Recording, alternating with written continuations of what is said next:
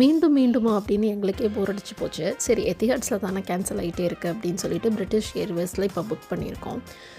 இன்றைக்கி வரைக்கும் கன்ஃபார்மாக அப்படின்னு எங்களுக்கு இன்னும் டவுட்டாகவே இருக்குது. பட் இந்த இது கேன்சல் ஆகாது. ஏன்னா இது மும்பை மிடில் ஈஸ்டில் வந்து லே ஓவர் கிடையாது.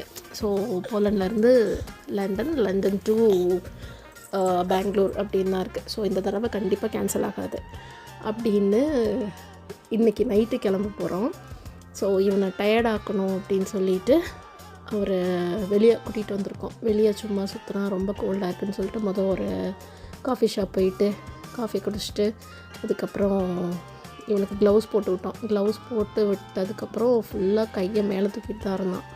அதுக்கப்புறம் ஒரு இந்தியன் ஸ்டோர், இது வந்து ஒரு பாங்க்ளாதேஷி ஸ்டோர், அங்கே போயிட்டு அங்கே எதுவுமே வாங்குறதுக்கு இல்லை.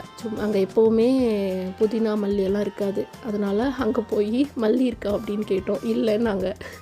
அதுக்கப்புறம் அப்படியே திரும்பி வந்து ஒரு மாலுக்கு போயிட்டு இவன் ஃபுல்லாக அங்கே கொஞ்சம் நடக்க வச்சு டயர்டாக்கி கூட்டிகிட்டு வந்திருக்கோம். பார்ப்போம் இன்றைக்கி ஏர்போர்ட்டில் என்ன பண்ணுறான்னு.